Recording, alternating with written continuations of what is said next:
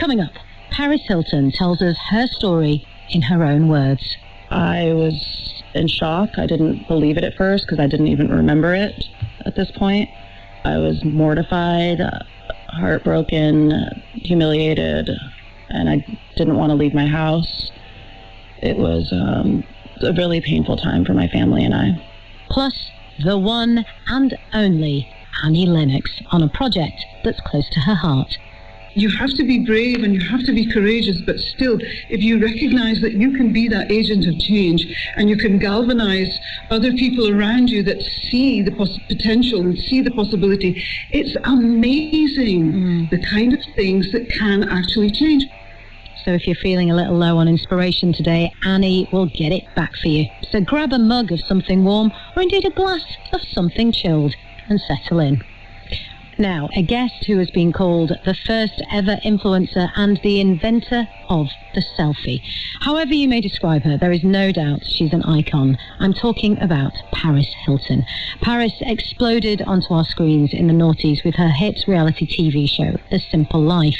In the 2 decades since, she's built a multi-billion-dollar business empire. She's worked as a model, a singer, an actor, a TV chef, a fashion designer, and the highest paid female DJ in the world. Well, her new book, Paris, the Memoir, describes an enviably glamorous life. But behind the celebrity glitter, there was a much darker side to her story. When I spoke to Paris, I started by asking her why she wanted to write about her life now. I just feel that the media has told my story for the past 2 decades, and they had no idea who I truly was. And I just felt that it was such an important story to tell because I know there's so many people out there who experienced certain things that I have, and I just want people to know that they are not alone. What's it like to talk about? It's one thing writing a memoir and putting it all out there, but once it's out there and now you have to talk about it, what's that experience been like? It's been emotional for sure because some of the subjects in this book are really hard to talk about. But it's also just this whole experience of writing the book has been extremely therapeutic, and I've just learned so much about my life through writing it all down. Right. Learned a lot about yourself? Yes, definitely. Just so many memories I tried to not remember just because they were so painful. But then also, I've lived such an exciting, full life as well. So in the book, I really get into it all. You really do. And it's a difficult read at times. I mean, you start the book with the story of your epic 21st birthday party. You know, we'd expect nothing less. And it ends with you doing a skydive, horribly hungover. But it's actually the story of what led up to that point that no one knows about. So I'm going to go back to the first revelation that comes out of the book, which is you were groomed by a teacher at school. But of course the word grooming didn't even exist then, did it? No, it did not.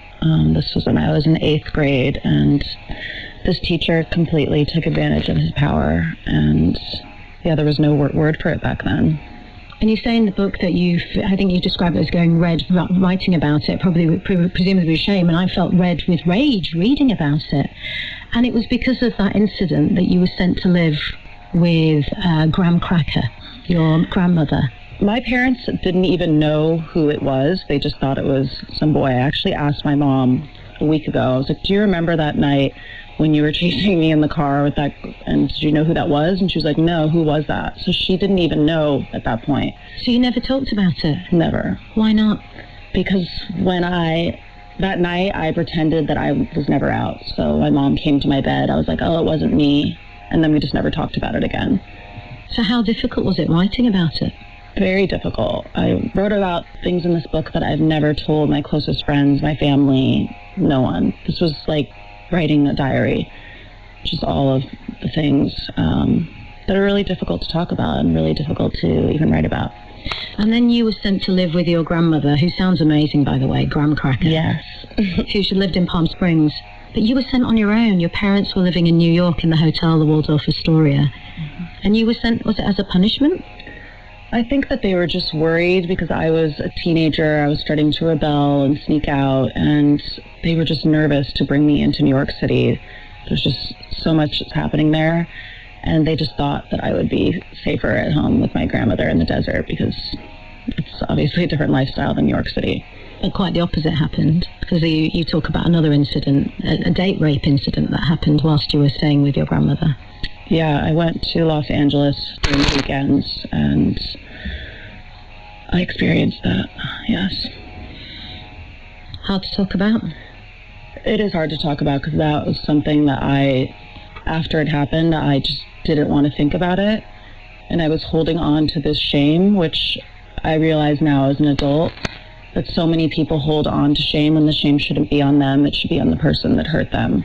And I know that there's so many other girls that have been through the same experience, and they don't talk about it either because it's difficult and people will judge them. But now I think it's important for people to know that they're not alone and to hold people accountable for what they did to them. And you talking about it is very powerful. I think it's important for people, especially with a platform, to talk about, because life isn't perfect and people go through so many things, and I just want people to know that they're not alone and that I see them. One of the hardest bits to read in the book was you talking about the behavioural modification program that you were sent on between the age of 16 to 18. Can you explain for listeners who might not be familiar with what this so-called troubled teen industry is?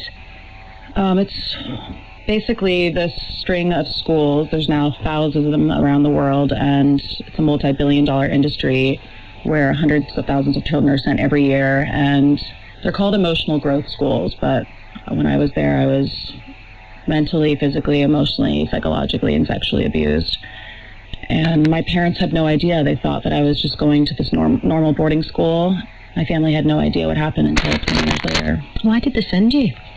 Because I was sneaking out at night. I was getting really bad grades. I have ADHD, so which I didn't even know till I was 20, so I just couldn't concentrate in school and was getting kicked out of school, and they asked a therapist what they should do, and he recommended the school. We actually reached out to the school, Provo Canyon School, and they said in a statement to us that Provo Canyon School was sold by its previous ownership in August 2000. We therefore cannot comment on the operations or student experience prior to that time. We do not condone or promote any form of abuse. So that's what they've told us now when we reached out to them.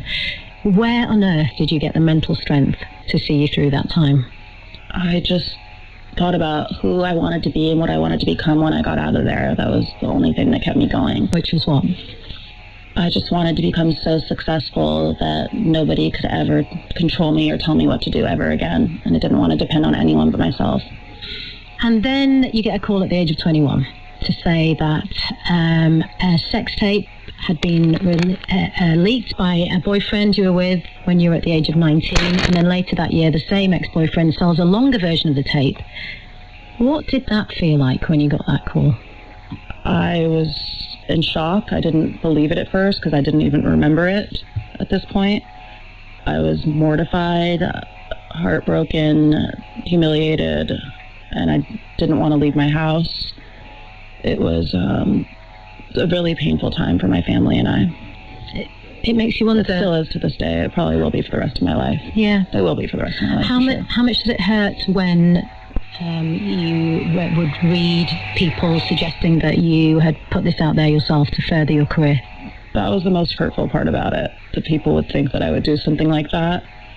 And to be judged and treated so cruelly and viciously for one night with someone that I really trusted and cared about. And I thought that no one would ever see that. Why do you think people love to hate you so much? I don't know. It's just something that I've experienced, I think, because people didn't know the real me. Because there were so many portrayals of you in the media that were just cruel. There was a famous headline that was on the front cover of the New York Post. It was a picture of you, Lindsay Lohan, and Britney Spears that just said Bimbo Summit. What do you think of when you think of back to that time?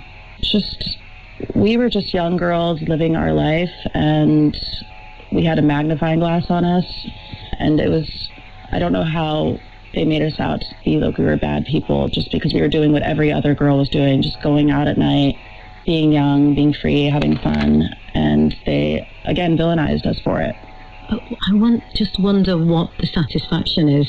I just think the early 2000s especially were all about tearing women down. It's interesting because all three of you now are in very different places in your life. Yes. And I wonder how much of this is now three powerful young women who are now reclaiming their narratives. I'm just so happy for all of us. Hearing Lindsay is pregnant was such great news, and Brittany being married, and just, they're all grown up now, and I just feel that people are finally seeing just how unfairly it was, the way that we were treated. How much of what was happening at the time, though, I guess this is what people want to know, was it a give and take relationship? Yes, the media were portraying you in this way, and there were some horrible headlines written about you, and lots of misogyny around three young women who are just living their lives. But at the same time, you were getting quite a bit out of the attention as well. So I just wonder what the balance was. Was there a we do this for you and you do that for us relationship?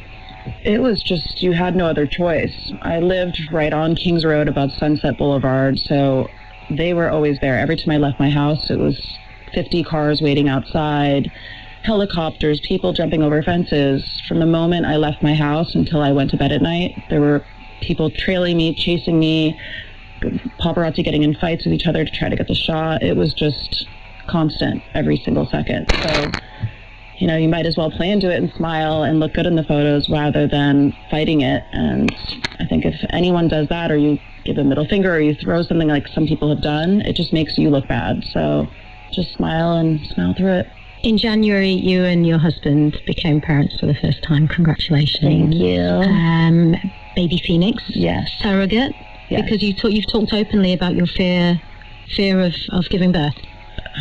I'm so terrified of anything to do with that. Needles and it all. I'm just so scared. How is motherhood? I love it. I feel that this is what I was born to be. I'm so obsessed with him. He just melts my heart, and I just love him so much. I miss him. How is life different? My priorities have completely shifted.